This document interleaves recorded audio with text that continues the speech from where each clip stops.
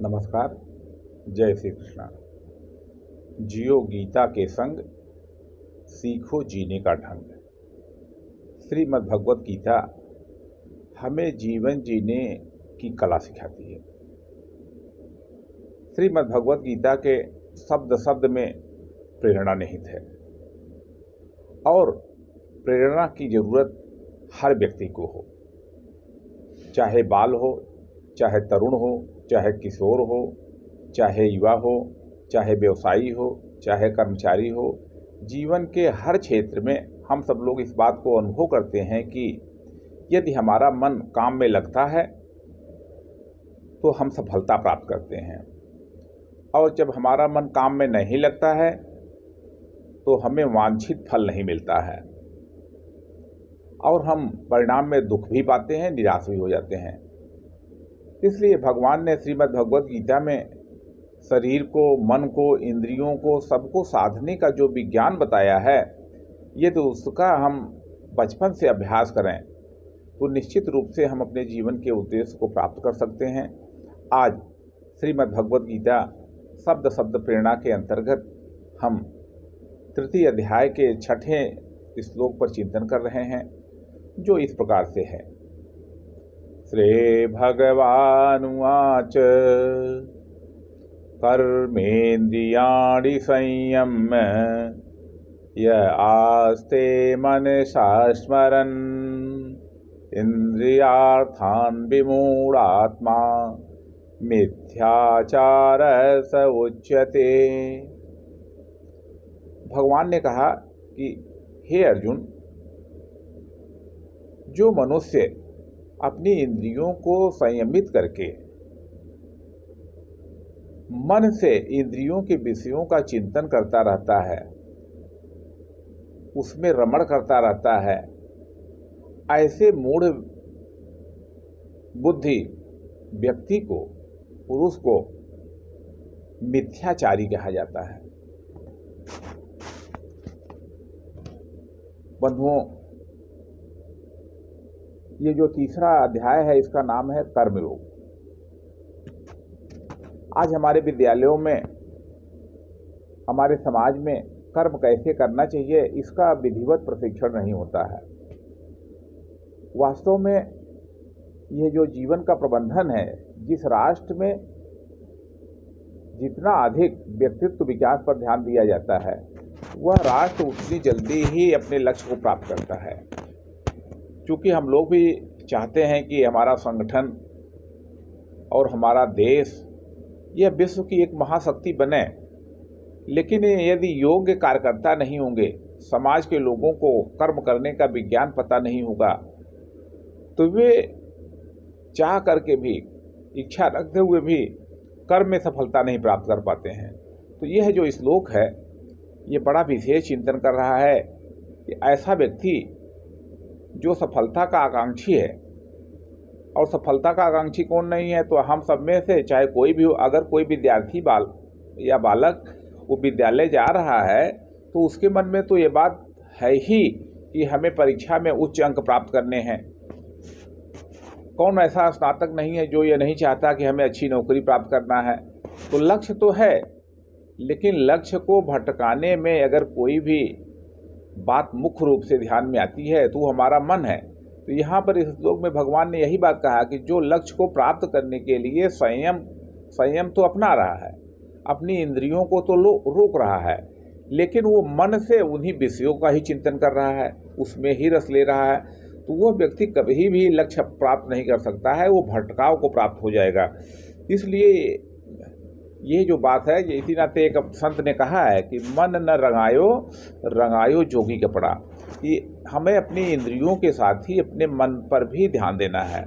इसलिए केवल इंद्रियों को संयमित नहीं करना। पहली बात तो यही एक बड़ा संदेश है कि हमें ये बात का अभ्यास करना चाहिए, इंद्रिय संयम बार बार समाज में बताया जाना चाहिए कि इंद्रियों का संयम करो। अभी बहुत से विद्यार्थियों से पूछा जाए, बहुत से लोगों से पूछा जाए कि इंद्रियां कितनी हैं, तो चूंकि उस विषय का प्रशिक्षण समाज में होता नहीं है तो वो इस बात को भी नहीं बता पाएंगे इंद्रियां कितनी होती हैं। वास्तव में कुल 10 इंद्रियां हैं, 5 कर्मेंद्रियां हैं और 5 ज्ञानेंद्रियां हैं। कर्मेंद्रियों और ज्ञानेंद्रियों दोनों को मिलाकर के श्रीमद् भगवद गीता में कर्मेंद्री ही कहा जाता है। ज्ञानेंद्री की चर्चा श्रीमद् भगवद गीता में कहीं नहीं कही गई है। तो जिनसे हम कर्म करते हैं और जिनसे हमें ज्ञान होता है, जैसे हमारी नाक है, हमारा जीभ है, हमारी आँख है, हमारे कान है, हमारी त्वचा है, ये क्या है? ये ज्ञानेंद्रियां हैं। ऐसे हमारे हाथ और पैर हैं, उपस्थ हैं। तो ये सब क्या है? ये सब हमारे अंग हैं जिनके सहारे हम कर्म करते हैं। तो भगवान ने यही बात को इंगित किया कि जो लोग इनको रोक लेते हैं लेकिन मन को नहीं रोक पाते हैं, मन को जो इंद्रियों के विषय हैं उसमें हटा नहीं पाते हैं, तो उनके अंदर विकार पैदा होने लगता है।